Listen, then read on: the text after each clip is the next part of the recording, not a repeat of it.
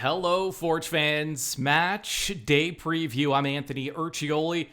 This is the Forge Audio Network. Wherever and however you may be watching and or listening, it will be the start of 3 home matches in 9 days to finish the season for Forge FC. It all starts on Saturday at 5 o'clock. Forge and York United. Forge 4 points out of first place with a match in hand on Ottawa. So Forge, by the way, with a win, can clinch a playoff spot, but we know they have even bigger aspirations beyond that.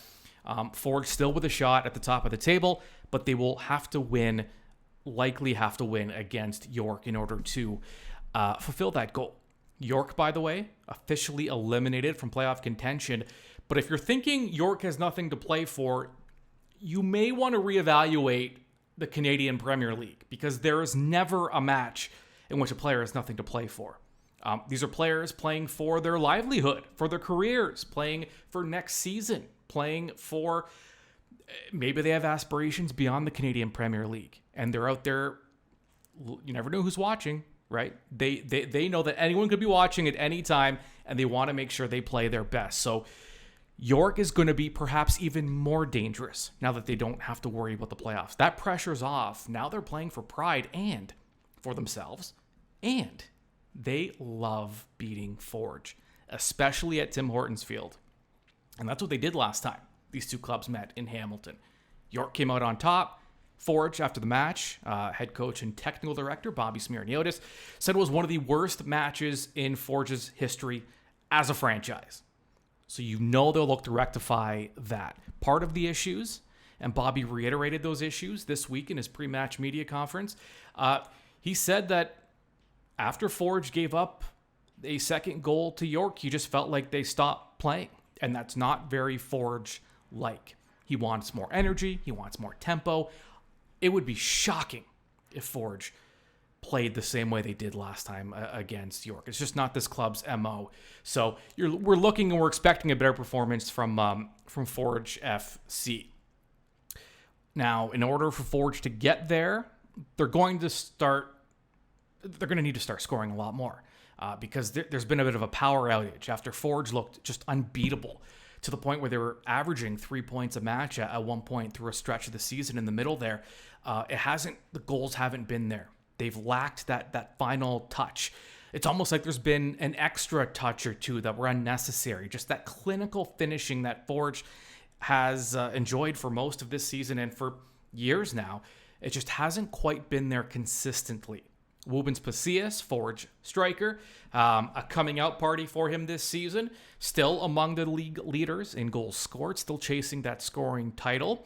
He does still have some ground to make up. But Pacius spoke pre-match in his media conference, and I thought there were some interesting answers here. I asked him about his performance this year, which even he would admit could be a little more consistent. But here's Woobens, a young player, really his first full pro season, and here's what he had to say in terms of his development and the season he's had. Yeah, this year it was a long season, if I can say this, with ups and downs. But I feel like it's the part of the process to be able to have these seasons where you can learn about yourself, learn the game. Especially me with my injuries with my knees the last few years, to be able to complete a full year.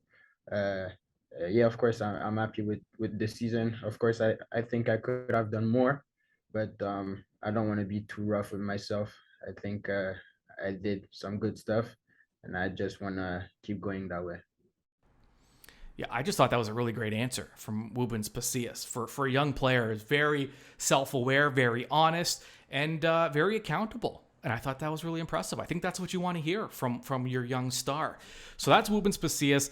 Other guys looking to contribute as well. Now, we are going to check in with CanPL.ca's Mitchell Tierney and get a more in-depth preview and get maybe more of a York perspective on this match. So why don't we bring Mitchell in now? Here we go. Okay, Mitchell, we are at a point in the season now where you're either playing for playoff positioning or you're completely out of it And with York and Forge, you have both scenarios. Forge still chasing down top spot, York outside of the playoff picture. And I've been kind of debating in my own head about whether they're more dangerous or going to be easier to play against, considering just the situation at hand here. What kind of York team do you think we'll see at Tim Hortons Field on Saturday? Yeah, I think we're still going to see a very good York United side. Obviously, like you said, Tuesday's win for Pacific eliminated them from playoff contention, so they're not playing for that anymore. But with that being said, I think we've almost seen over the last little bit between FC Edmonton, Halifax, York themselves. Once the pressure goes off some of these sides, they're able to play a little more freely. They're not as worried about the points as obviously the top sides, Cavalry, Forge, Pacific Valor, and Ottawa have been over the last little bit. So I think we'll see a side that is really coming into Tim Hortons Field to prove that they are a new side, and obviously we saw that the last time they were there. And I think that I think we'll see a similar York United side this time. It's just whether Forge can be better prepared and better respond to the threats that York bring. Yeah, and also, the way just the nature of the league is you're never really not playing for anything. I mean, these players are playing for their livelihoods, their careers. They never know who's watching, if they have aspirations beyond the Canadian Premier League. So, in that sense, I mean, there's never going to be a team that has nothing to play for because individually, I mean, there's a lot at stake for these guys. It's a great point. I mean, if you want to look at one story in particular, Osaze de Rosario is a player who's looking for that Canadian Premier League Golden Boot. I think he's at 11 right now, so two behind the departed Alejandro Diaz of Pacific, who has the lead right now at 13, and a player who, in theory, could also match or break the league's goal record of 14 in a season. Obviously, he'd need to have quite a great last two games to do that, but obviously that's something that's on his radar. So there's just one example of a player who has kind of an external motivation to the table coming Right. into this match, and there's always a few of those, as you mentioned. So, I mean, what is it about York? Is it as simple as, Mo Babuli shows up and all of a sudden, there's a different scoring element there? Or have they been building to this throughout the year to being just because early on, even they were playing well, but the goals weren't quite there? Is Mo Babuli kind of that X factor that they've added? I think certainly. Yeah, I mean, look, they have been building towards it. Some of the other guys coming in, Ronan Krat, certainly. Even Paris G finally having a natural left back for the first time since Didi Nabzi left has been incredibly important for them. But I do think having Moba Buli, I mean, they've had that quality all year. They've had those players at the base of midfield who are able to defend well and progress the ball well up the field. They've had very good defenders, probably one of the better back lines, honestly, in the entire league all season, and good goalkeeping as well. But in that final third, they maybe haven't had enough creativity. And with Babuli, all of a sudden, you have to cover him. You have to be careful on him, and that means every other player on the field has that little bit more time. And they do have those danger men who have shown throughout the season at different moments that they can step up and step in big situations, but not consistently enough to warrant the full attention of other teams. So Babuli is that player. It Right. is in this league. One player can make such a big difference, and Babuli has certainly been that player for York United. Forge fans know all too well. That last match, I touched on it earlier between York and Forge. I noticed that when the final whistle went and York secured the 3 points, this is a club that really enjoys beating Forge, and they especially want to beat them at Tim Hortons Field. Do you get that sense too that if they could play spoiler and just kind of put a wedge in what Forge's goals are, that they'll be happy to do so? Oh, definitely. I think this has been a rivalry that has taken a step forward this season, in terms of the quality of the matches we've seen, in terms of now, the fact that we have a player who obviously used to play for Forge is now playing for York. I think that always adds a little bit of an element into things. So, yeah, I definitely think that York is super keen to play spoiler in this match and would love to come into Tim Hortons Field and, make Forge a little bit more uncomfortable in those playoff positions.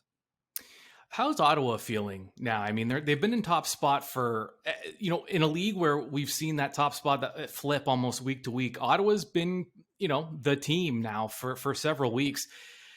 I, I are, I mean, I don't, there's something about Ottawa, and forgive me, Ottawa fans, but they're still, I don't know that they are the best team in the league despite where they are in the standings. Do you get the feeling that this is a club that actually believes that they are the top team in the league? I think so, and I think they do have reason to believe that. I think you're right in the sense that I think Forge, Cavalry, maybe even Pacific have higher highs than we've seen from Atletico Ottawa this season. If you want to talk about CONCACAF League Pacific, some of the performances they put Right. in there, Forge when they were at their very best during the summer, and Cavalry same thing when they were on those long winning streaks. I think that the capability and the talent that they showed during those matches is probably higher than anything we've seen from Atletico Ottawa this season, but there hasn't been the same question marks with Ottawa that there's been with all those other sides. You know, Forge has gone times without scoring. Cavalry's had defensive troubles, and same thing. The goals have dried up, and Pacific's had some really rough stretches as well. Valor as well, if you want to throw them into the mix because they're not officially out of it, of course. Same thing. They've had some really tough moments as well. Whereas Atletico Ottawa, I think the only thing you can point to is a couple of really odd results, like the 3-0 loss to Forge, evidently, or the 6-1 loss to Valor. But those have been very few and far between. Otherwise, they've been incredibly consistent. And I think that going into the playoffs with all these other top teams who one week they look great, the next week they don't look so great. Atletico Ottawa is at least decent every week, and that should give them, some confidence going into these playoffs because that's obviously, on any given day they're going to show up, I think. I want to ask you before I let you go about the new awards. So we went from 5 to 7. We now have a Defender of the Year and a Players Player of the Year. Was there? I mean, I guess Defender of the Year. There probably was a need for that award as well. Do you feel like now we kind of have a complete picture here of awards and enough kind of players getting their due? Yeah, I think so. I also like the fact that obviously the coach of the year will be voted on by the other coaches. I think that's a good little Mhm. touch that will allow them to reflect best on their peers and maybe being in similar positions kind of understand the rigors that the different coaches will have gone through so that they can best assess that. So I do like that little wrinkle, but yeah, I mean the awards first and foremost are beautiful. I think Yeah, that I'm interrupting you mhm. just so I can remind people that if you haven't yet, go online and look at these awards. I mean, and not only that, but read the story behind the awards, why they look the way they do. That to me is the best part. I think it's the full picture of the awards you need to see and kind of get the whole story there. But anyways, yeah, sorry, go ahead. No, absolutely. I think that is more than fair, and obviously, I would rank them up there with the best individual awards in terms of sports leagues around the world. In terms of just everything about them. But yeah, I do think now more complete picture, and obviously, there are so many good players in this league. I think that's something that has certainly been proven this year, time and time again. So. The more of them that can be recognized for their abilities in different ways. And obviously, I always love peer awarded things because I think that, honestly, sometimes the best people who can evaluate you are the people doing the exact same thing as you. So another player's player of the year award, I think, is a great addition. Yeah, I do wonder though, there's kind of the inner politics sometimes, right? Like, yeah, we don't know how players feel about certain players and maybe coaches too, and I don't know how much that goes into it.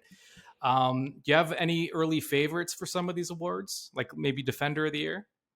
Ooh, Defender of the Year is a really tough one because I think we've seen Yeah, a lot of good.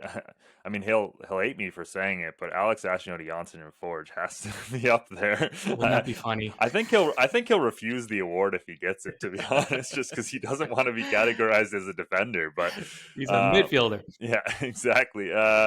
Yeah, I think Karifa Yao out in Cavalry has been excellent this season. Diego Espejo. I mean, honestly, take your pick of the Atletico Mhm. Ottawa defenders. All of them, I think, could have a show between Becky Espejo, Miguel Acosta as well. So there's a few different players who I think are going to be in this conversation. That's honestly, of all the awards, that's one of the more interesting ones in terms of who might win it. Yeah, and I think what's important, what these awards add to is if you're a fan of the league or typically you're a fan of a team, you're a fan of Forge, it's hard to see all the other teams and all the other players play consistently. So these awards, it's a way to kind of showcase the different players and maybe get some household names in there after a while. So yeah, I mean, listen, it's great. And again, go to CanPL.ca and look at the awards, the actual sculptures, and then read up the story behind them because it's great. Speaking of great, Mitchell, as always, thank you very much. and enjoy the matches this weekend. We got some good ones. Yeah, absolutely. I think there's playoff implications in every one of the matches, and the one that doesn't have playoff implications could have regular season title implications. So all to play for this weekend in the Canadian Premier League. Now, we know Forge FC is always at their best when the fans are, they show up, they're loud, and they bring that extra little element, that X factor, that 12th man element to Tim Hortons Field and to the club. So, if you haven't yet, this could be a great opportunity to check out Forge FC at Tim Hortons Field. Great promotion on right now. You can save on tickets with the value pack. You can get 4 tickets to the October 1st, that's this match against York, or the October 5th game, a midweek match against Pacific, and a $25 Tim Hortons Field rewards card for $99. 4 tickets and $25 to spend at the stadium. That's for these 2 matches only. You can pick which one. Head on over to forgefc.ca to cash in on that deal. Also, speaking of October 5th, that's the match against Pacific. It is the Women in Sports match. Part of that is the Spark Summit. It will be a coming together of professionals, women working in the sports business. There'll be a panel. It'll be hosted by Jacqueline Dory of CBC Sports.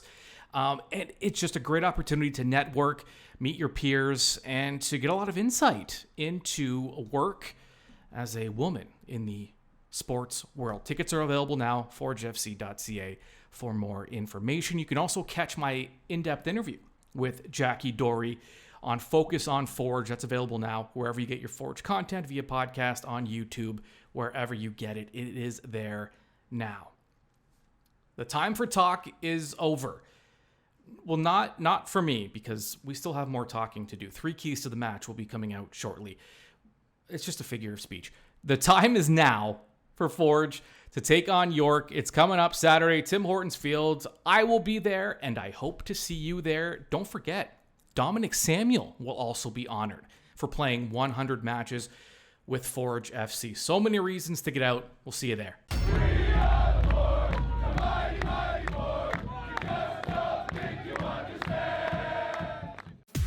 Forge FC is prepared, and now you are informed. This has been Match Day Preview with Anthon Urciuoli on the Forge Audio Network. Subscribe on Spotify or wherever you get your podcasts.